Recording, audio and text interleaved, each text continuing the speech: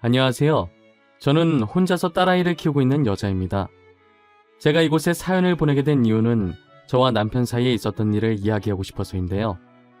앞서 제가 저를 소개했을 때 혼자서 딸을 키우고 있다는 말처럼 저는 현재 남편과 살고 있지 않습니다. 남편은 살아생전 제게 잘못한 일이 있었는데 이젠 제게 용서받지 못하는 곳으로 영영 떠나버렸어요. 안타깝게도 저희 애기 아빠는 더 이상 이 세상 사람이 아니거든요. 저는 이렇게나마 남편을 용서하겠다는 마음을 많은 사람들에게 알리고 싶었어요.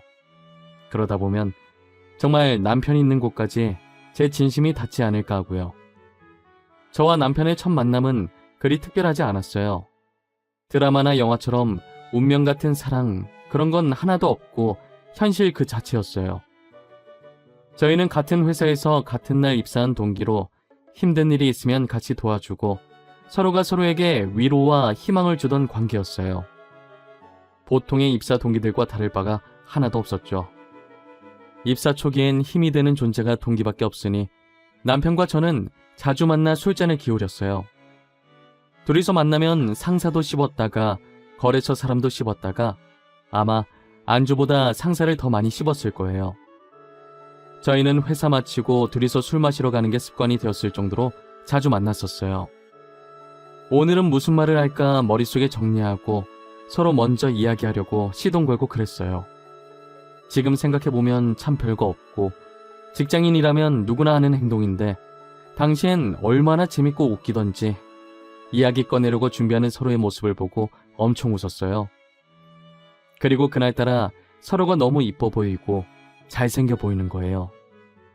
괜히 심장이 간질간질거리고 빠르게 뛰면서 작은 행동에서 얼굴이 빨개지고 그랬죠. 한번 그러고 나니 그 뒤로도 계속 저희도 모르게 서로한테 신경을 쓰고 있더라고요. 처음엔 내가 저 사람을 왜 이렇게 신경을 쓰고 있지 했는데 얼마 지나지 않아서 제가 남편에게 이성적으로 관심이 있다는 걸 깨달았어요.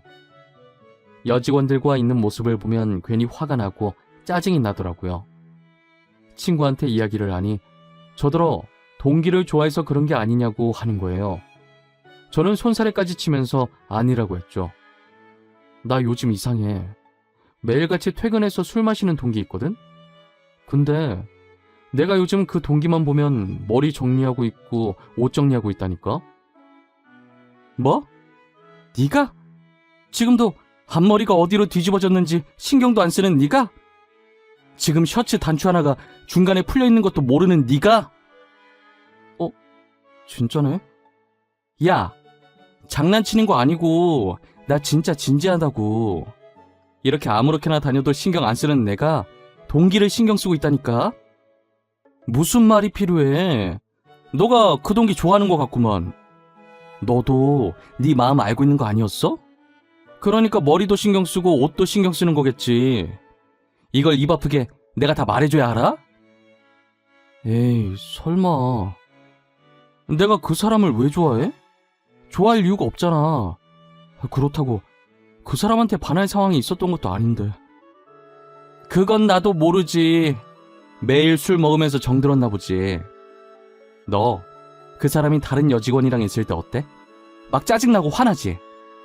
그게 좋아한다는 증거야.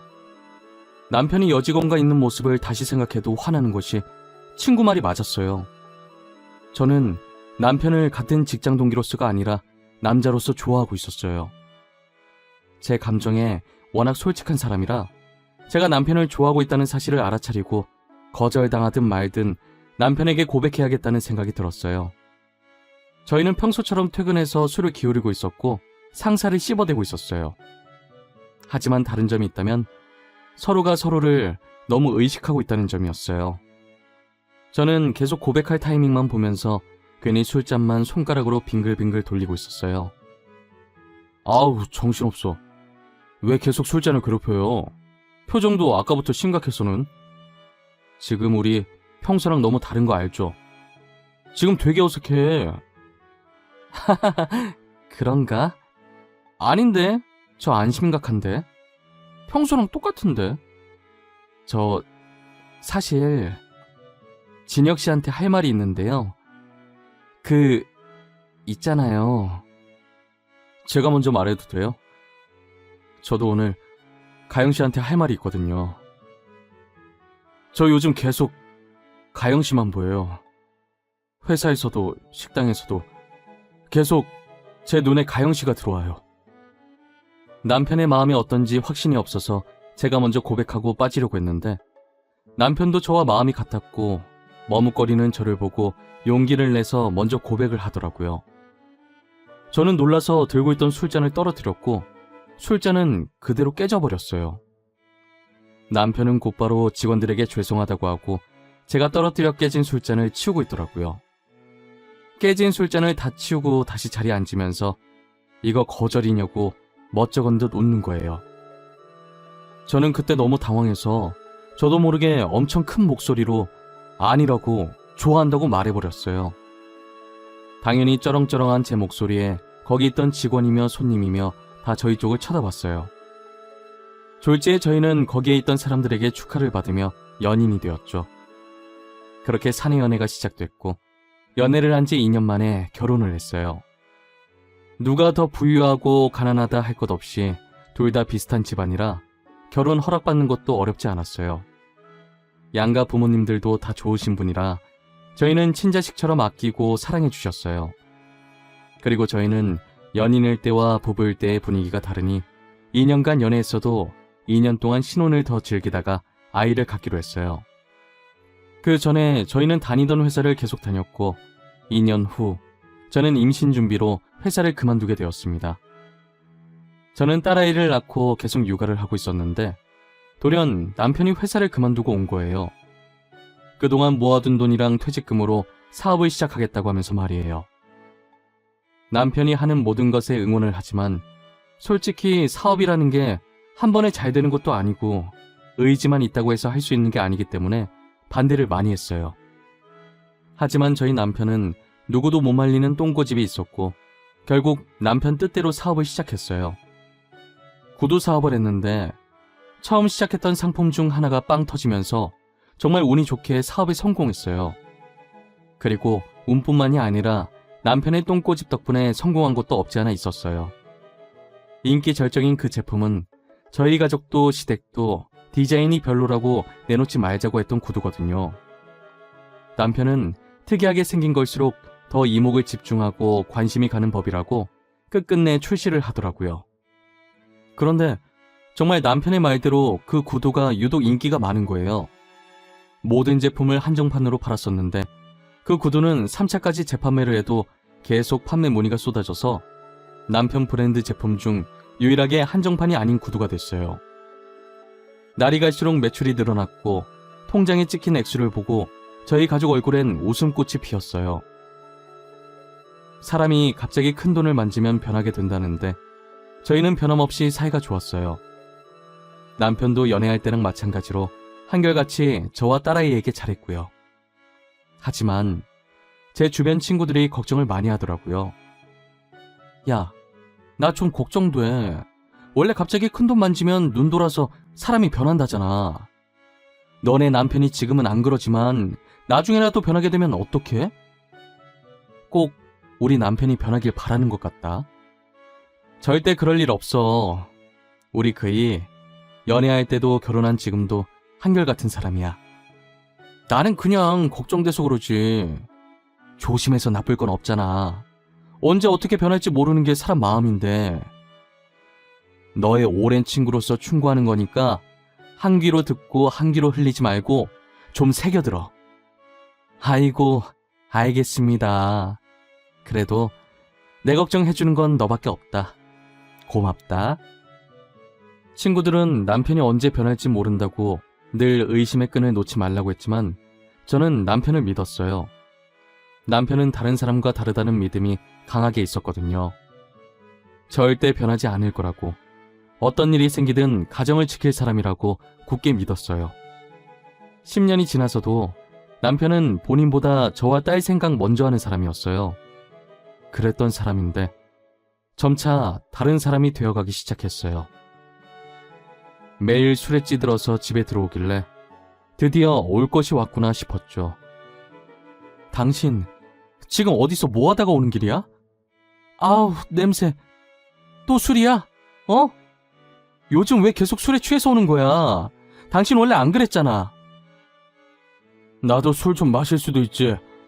가장이 열심히 밖에서 일하고 오는데 겨우 술 마셨다고 이렇게 사람을 잡아? 어? 내가 뭘 그렇게 잘못했는데? 오늘만 마신 거 아니잖아. 요즘 계속 술 퍼마시고 오잖아. 나도 봐주는데 한계가 있어. 한두 번도 아니고 이게 뭐 하는 짓이야? 딸 보는 앞에서 이게 무슨 꼴이냐고. 당신은 쪽팔리지도 않아?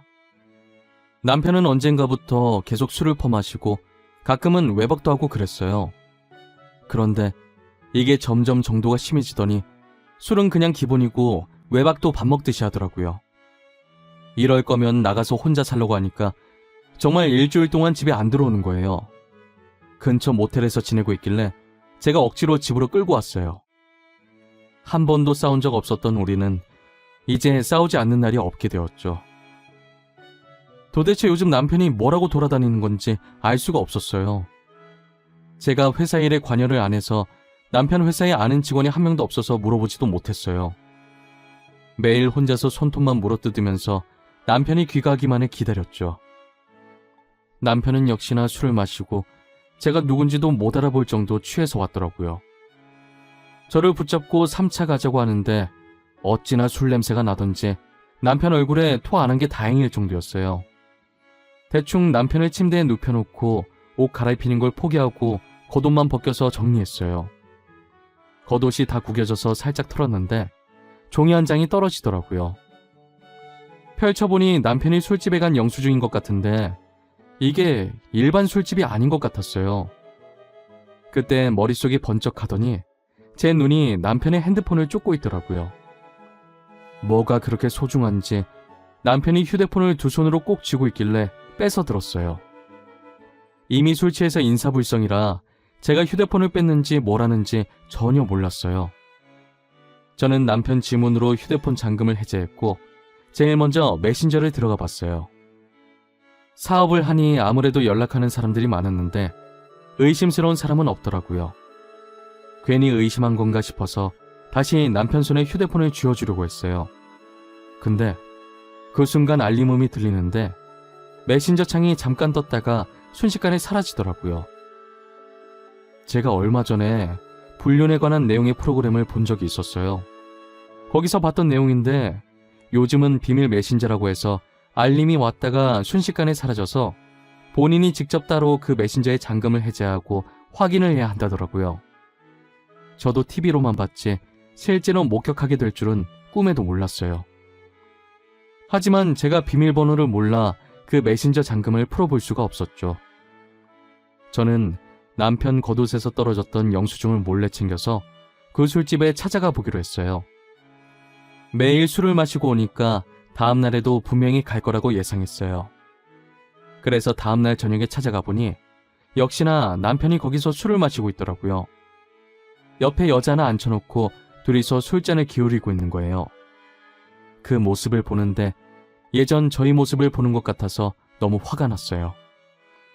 남편이 있는 자리로 가서 그대로 여자 머리채를 잡아당겼어요. 요즘 계속 술 마시고 다니더니 여기서 이러고 있었니? 어? 술집 년이랑 노닥거리고 있었냐고.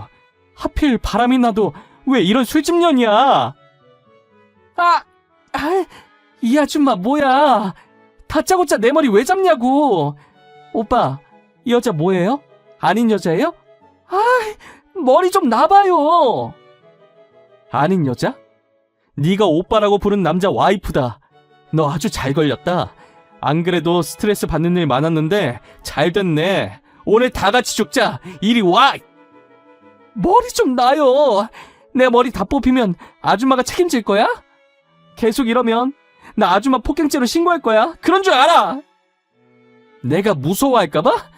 니녀는 상간녀 소송에 정신적 피해 보상까지 청구할 거야. 그래, 누가 손해인지 한번 해보자고. 저는 여자의 머리채를 잡고 마구 흔들었고 제 힘이 못 이겨 여자가 휘청이다가 넘어졌어요. 다시 머리채를 잡으려고 하는데 남편이 제 앞을 막더니 저를 끌고 나가더라고요. 그렇게 집까지 왔고 저는 집에 도착하자마자 남편의 뺨을 사정없이 때렸어요. 그리고 그대로 방으로 들어왔고 남편은 다시 밖으로 나가더라고요. 혹시나 딸이 깨기라도 할까봐 화도 못 내고 베개에 얼굴을 묻은 채 소리 없는 고함을 지르고 눈물 콧물 다 흘리며 난리를 부렸어요. 이혼을 하고 싶었지만 저희 사이엔 딸이 있었기 때문에 마음대로 할 수가 없었어요. 어린 딸이 중학교도 가야 하고 아직 갈 길이 먼데 아빠 없는 아이로 만들 수 없었거든요. 아이가 상처받는 게 죽는 것보다 싫어서 저만 참으면 될 것 같았어요. 어차피 이혼 안 할 건데 남편이 뭐라든 신경을 쓰지 않기로 마음먹었어요. 그런데 엎친 데 덮친 격으로 남편 불륜 사실에 마음을 가라앉히지 못한 채 친정 아버지까지 사고로 돌아가시게 된 거예요. 제가 차를 잘 몰라서 설명을 들었지만 용어들을 몰라서 자세히 알아듣지는 못했는데 대충 저희 아버지가 신호를 기다리고 있었고 아버지가 서 있던 길 위쪽이 오르막길이었대요. 그 오르막길에 화물차 한 대가 주차되어 있었고 그 화물차에 결함이 있었는지 파킹 브레이크가 고장나 화물차가 움직이기 시작하면서 아버지를 덮친 거예요. 구급차에 실려왔을 당시엔 의식이 있었는데 병원에 도착하기 직전에 사망했다고 하더라고요. 저한테 왜 계속 이런 일이 생기는 건지 제게서 아버지를 뺏어간 하늘이 너무 원망스러웠어요. 신이라는 게 정말 존재한다면 저한테 왜 이러는 건지 따지고 싶었죠. 어머니는 이미 충격에 혼절하셨고 저라도 정신 차리고 아버지 장례식을 지켜야 했어요. 저는 남편에게 아버지 부고 소식을 전했는데 아무런 답이 없더라고요. 장례식 지내는 내내 남편의 머리카락 한 올도 보이지 않았어요. 친인척들이 남편 어디 있냐고 물을 때마다 해외 출장 가서 못 오고 있다고 대충 둘러댔어요. 가영아, 장례식 내내 곽서방이 안 보인다. 설마 곽서방 아직 안 온 거야? 에이, 설마 안 왔겠어? 잠시 화장실 갔거나 우리랑 타이밍이 안 맞았겠지. 아, 저희 남편이 해외 출장을 갔는데 올 수 없는 상황인가 봐요. 오려고 했는데 일이 잘 안 풀려서 못 간다고 미안하다고 연락 왔어요. 아무리 그래도 사위가 장인어른 장례식에 안 오는 게 말이 되나? 일이 가족만큼 중요한가? 곽서방도 참 답답하네. 아무리 사는 게 바빠도 그렇지. 저는 딱히 드릴 말씀이 없어서 멋쩍은 미소만 지었어요. 해외 출장은 개뿔. 또 그 술집에서 여자랑 술 마시고 있을 테지만요. 저는 장례식을 다 마치면 남편과 이혼을 해야겠다고 다짐했어요. 남편이 뭘 하고 다니든 딸을 생각해서 이혼만큼은 안 하려고 했는데 저희 아버지 장례식에 안 온 행동은 선을 넘었다는 생각이 들었어요. 사위라는 사람이 장인어른 마지막 가시는 길에 어떻게 안 올 수가 있나요? 도저히 참을 수 없는 짓이고 이해하고 싶지도 않은 짓이었어요. 친정에서 아버지 유품을 정리하고 늦게 집에 왔더니 남편이 안방 침대에 누워서 자고 있더라고요. 저는 갈기갈기 찢어버리고 싶은 남편 얼굴에 이혼 서류를 던졌어요. 남편은 갑작스럽게 날라온 종이에 놀라는 듯 하다가 이혼 서류라는 걸 확인하고 무덤덤하게 비어있는 부분을 작성하고 도장 찍더라고요. 저는 더 이상 말 섞고 싶은 마음도 없어서 딸아이를 데리고 친정으로 갔어요. 그렇게 저희는 합의 이혼을 하고 길다면 길고 짧다면 짧은 13년이라는 시간 동안 한 집에서 함께 해왔던 결혼 생활을 끝마쳤어요. 막상 이혼을 하고 나니 속이 시원하고 자유를 되찾은 것 같았어요. 제가 무엇을 하고 다니든 더 이상 제 일에 관여할 사람도 없었고 저도 스트레스 받으면서까지 누군가를 신경 쓰고 참견할 일이 없었죠. 저는 남편에게 받은 위자료와 그동안 제가 모아왔던 돈으로 조그만 카페를 하나 차렸어요. 행복했고 아팠던 지난 과거들은 모두 잊고 딸과 함께 만들어갈 미래를 위해 새 출발을 준비했어요. 매출이 엄청난 편은 아니었지만 적자 나는 건 아니라서 즐겁게 하고 있었어요. 딸은 나이에 비해 철이 빨리 든 건지 아빠 이야기하면 제가 속상해할까봐 아빠 얘기는 단 한 번도 하지 않았고 말썽도 안 피우고 씩씩하게 잘 지내주었어요. 혹시나 딸이 아빠 만나고 싶다고 하면 말릴 생각은 없어요. 딸을 세상에서 태어나게 해준 사람인데 제가 어떻게 연을 끊으라고 하겠어요. 딸은 남편을 만나도 저만 남편이랑 안 마주치면 되는 거죠. 그렇게 혼자서 딸을 키운 지 4년이 흘렀고 저는 이혼 후 남편의 소식을 듣지 않았어요. 아마 못 들었다는 표현이 더 정확하겠지만 저한테 들어온 소식이 하나도 없었어요. 저는 평상시처럼 카페 오픈 준비를 하는데 예전에 남편과 같이 다녔던 회사 직원한테 연락이 온 거예요. 간만에 온 연락이라 무슨 일인가 싶어서 메신저를 확인해봤더니 부고장이더라고요. 부모님 중에 돌아가신 건가 하고 고인 이름을 확인하는데 저희 남편 이름인 거예요. 저는 바로 문자를 준 직원에게 전화를 걸었어요. 과장님, 방금 보내주신 문자 뭐예요? 이거 저희 애기 아빠 이름 아니에요? 고인 이름 적는 칸에 애기 아빠 이름이 왜... 가영씨, 놀라지 말고 들어. 오늘 새벽에 진혁씨 사망했대. 암으로.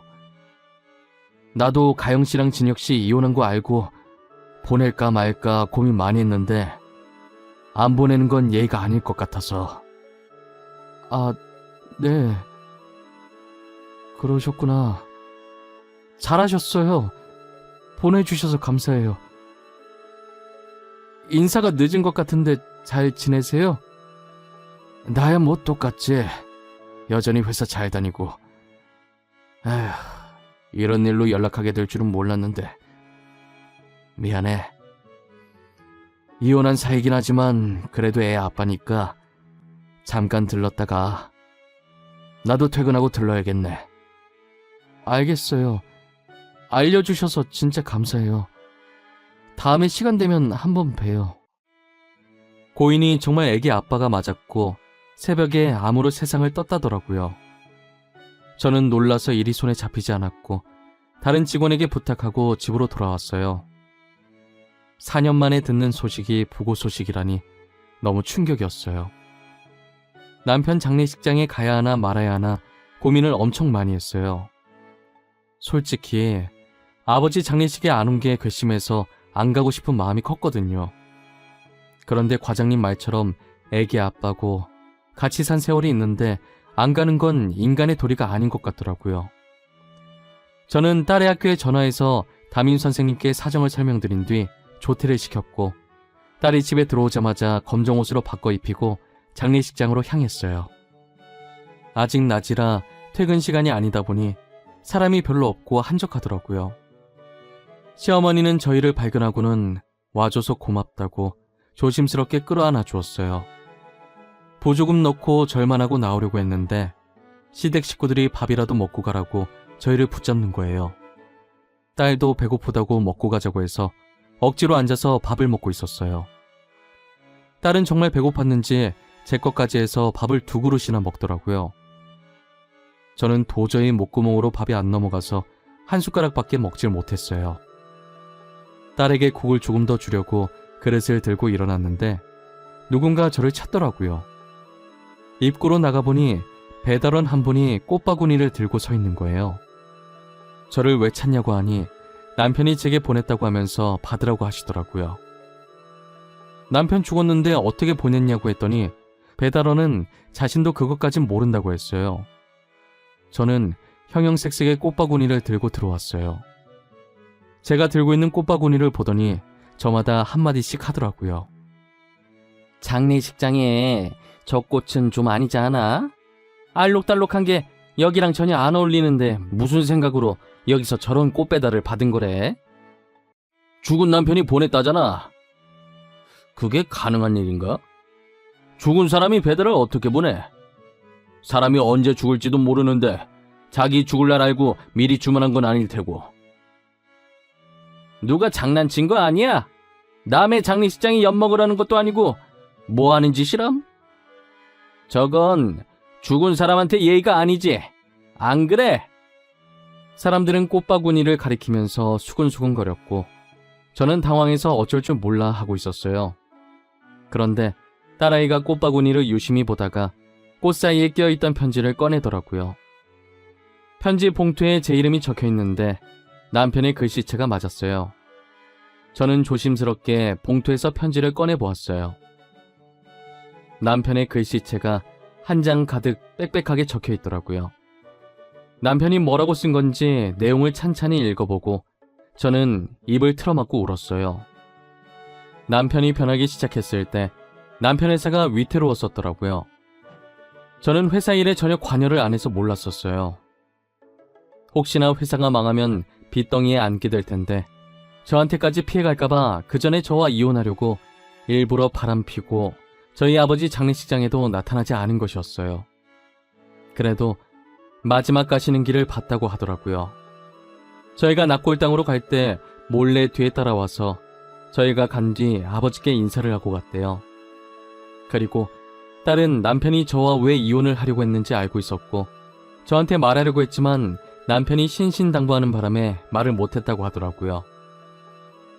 저와 이혼한 뒤 딸이랑 간간히 연락하고 지냈었는데 암에 걸리는 바람에 딸이 알면 제 귀에 들어갈 것이고 짐이 될 것 같아서 딸이랑도 연락을 끊었대요.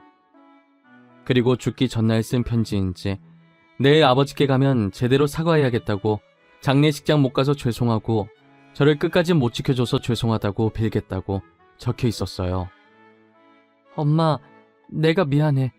아빠가 말하지 말라고 부탁하셔서 처음이자 마지막 부탁이라고 하시는데 거절할 수가 없었어. 정말 미안해. 아빠가 엄마랑 나 정말 많이 좋아했어. 아니야, 잘한 거야. 아빠가 부탁한 건 들어줘야지. 우리 딸 잘했어. 이렇게 된 거 너 탓 아니니까 너무 신경 쓰지 마. 알겠지? 엄마, 진짜 미안해. 그러니까 아빠 너무 미워하지 마. 알겠지? 아빠 아픈 건 나도 몰랐어. 아빠 아픈 거 알았으면 엄마한테 다 말했을 거야. 그것도 아빠 뜻인 거야. 엄마가 미안해. 우리 딸 그동안 힘들었겠다. 그동안 아빠 이야기 하고 싶었을 텐데. 저와 딸은 부둥켜 안고 엉엉 울었고 거기에 있던 시댁 식구들과 조문객들도 저희 얘기를 듣고 같이 울어주셨어요. 저는 직원한테 며칠간 자리 비운다고 연락을 했고 남편 마지막 가는 길까지 다 지켜봤어요. 납골당 가서도 울면서 잘 지내라고 다음에 웃으면서 다시 만나자고 했죠. 남편이 힘들었던 걸 왜 그동안 몰랐을까? 내가 조금이라도 관심을 가졌다면 알았을 텐데 무심했던 건 남편이 아니라 저였다면서 자책을 했어요. 장례식이 끝나고 몇 날 며칠을 방구석에 박혀서 울었던 것 같아요. 딸을 위해서 정신 차려야 한다는 생각은 드는데 몸이 따라주지 않았어요. 밥상을 차리면서도 울고 밥을 먹으면서도 울고 하루하루를 눈물로 살아갔어요. 남편의 유품을 정리하러 남편 집에 갔는데 저희가 살던 집 그대로 살고 있더라고요. 저희가 연애하던 시절 착용했던 커플 아이템부터 저희 딸이 아기 때 입었던 옷까지 남편은 전부 보관하고 있었어요. 저희 추억이 가득한 물품을 보고 또 얼마나 울었는지 몰라요. 저도 남편처럼 버리지 않고 가져가야겠다는 생각에 따로 빼놨었어요. 치우고 보니 옆에 다른 상자도 하나 더 들어있더라고요. A4 크기의 되게 얇고 작은 상자라 뭐가 들어있을지 예상도 안 됐어요. 조심스럽게 열어봤는데 집 문서 하나가 나오는 거예요. 아마도 이 집 집 문서인 것 같았는데 분명 부도됐으면 집도 같이 날아갔을 텐데 어떻게 여기에서 계속 살고 있는지 의문이 들긴 했었어요. 그래서 집 문서를 자세히 봤는데 이 집이 저희 딸 명의로 되어 있더라고요. 아무래도 남편이 부도되기 전에 딸의 이름으로 명의를 이전한 것 같았어요. 이미 저와 이혼했고 딸은 제가 데리고 와서 양육권도 제 쪽에 있으니 남편 회사가 부도 처리되어도 서류상 남남이라 저희 쪽엔 영향이 가지 않았거든요. 집 문서 제일 뒷장에 포스트잇이 하나 있었는데 글자를 보니 이것도 남편 글씨였어요. 줄 수 있는 게 이것밖에 없어서 미안하다는 내용이었죠. 저는 무슨 일이 있어도 절대 이 집을 팔지 않기로 했어요. 그리고 살고 있던 집을 처분하고 딸과 같이 다시 이 집에 들어와서 살았어요. 남편의 물건도 치우지 않고 따로 한 곳에 모아뒀고요. 딸도 다시 이 집에 들어오게 되니 엄청 좋아하더라고요. 새 가족의 추억이 담긴 집이라고 하면서요. 다시 이 집에 들어온 게 그렇게 좋아? 전에 살던 집이 더 넓지 않아? 넓고 좁은 건 상관없어. 난 이 집이 좋아. 아빠랑 같이 살았던 곳이잖아. 아빠랑 같이 있는 기분이야. 나는 절대 이사 안 할 거야. 결혼해서도 여기 살 거야. 네가 결혼해서 여기 살면 나는 어디서 살라는 말이야? 엄마 내쫓으려고? 아니, 엄마도 같이 살면 되지. 난 엄마 모시고 사는 남편 만날 거거든. 이 집에서 엄마랑 나랑 남편이랑 셋이서 살 거야. 무조건. 딸은 여기로 이사 온 뒤로 웃음이 더 많아졌어요. 저도 마찬가지고요. 남편이 아직 결혼 사진을 안 치웠길래 더 예쁜 액자에 넣어서 거실에 있는 협탁 위에 올려놨어요. 재산 분할하는데 남편 사망보험금도 제 앞으로 되어 있는 걸 발견했어요. 저는 남편 보험금을 따로 통장을 만들어서 보관 중이에요. 남편이 나중에 딸 결혼할 때 쓰길 바랄 것 같아서 건들지 않고 있어요. 저는 지금 딸과 소중한 추억을 쌓으면서 열심히 살고 있어요. 매일은 아니라도 일주일에 한 번씩 남편 납골당에 찾아가 한 주 동안 있었던 일을 말해줘요. 선선한 바람이 들어올 때마다 남편이 듣고 있을 것 같은 느낌이 들곤 하죠. 언젠간 남편을 다시 만나는 그날만 손꼽아 기다리고 있어요. 다시 만나게 되면 살면서 행복했다고, 모든 것을 용서했다고 말해주고 싶어요. 제 긴 이야기는 여기서 끝내보려고 합니다. 여러분들도 사랑하는 사람이 있다면 지금 이 순간 뜨겁게 사랑하시길 바랄게요.